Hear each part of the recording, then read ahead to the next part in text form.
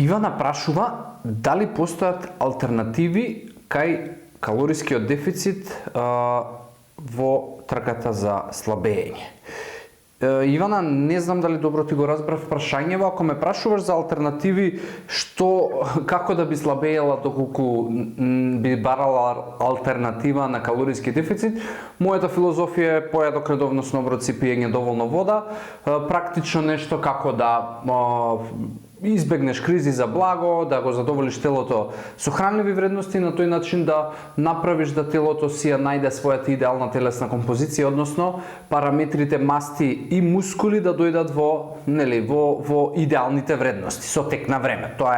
е побавно и поодржливо. Ако прашуваш за алтернативи како да правиш калориски дефицит и да можеби не биде онака праволиниски калориски дефицит правам месецов, па после си се враќам на стариот начин на исхрана, па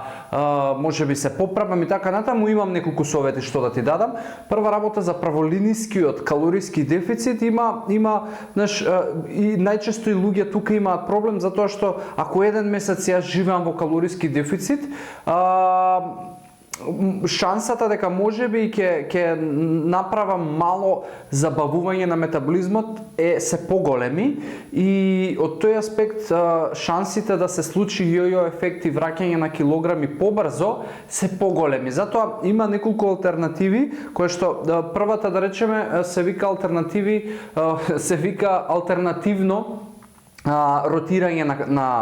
на калории и тоа подразбира да речеме од 7 дена во неделата 2 да бидат со калориски дефицит, 5 да бидат без калориски дефицит, со тоа што да речеме ако имаш 1500 калории потреби у денот,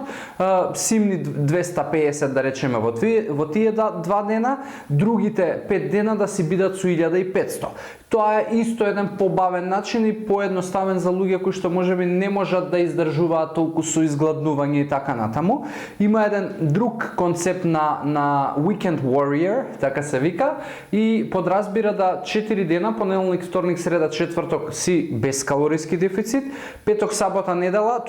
понеделник, вторник, среда, четврток си со калориски дефицит, од некаде 250 до 300 калории, а во петок, сабота и недела си без калориски дефицит, затоа што повеќето од луѓето тогаш знаат да прават, да излегуваат, да имаат дружби и така натаму, па за да не се осеќаат као да се црна овца во друштвото. И уште една варијанта може да биде рандом да избираш, да речеме кои денови ќе или во текот на неделата да бидат можеби не знам, понеделник и четврток и недела да бидат со калориски дефицит, а останати 4 да бидат без калориски дефицит, така да математиката треба на неделно ниво да биде тука некаде со вкупниот калориски дефицит кој што ти би го имала во 7 дена, но повторно некој од овие три алтернативи кои што ти ги зборував, јас сметам дека се подобри од причина што праволинискиот знае да дојде преку глава и да создадеш потенцијал за побрз јојо ефект. Така да тоа е мојот совет, а повторно и на почетокот ти кажав што е алтернатива доколку не сакаш да имаш стандарден калориски дефицит.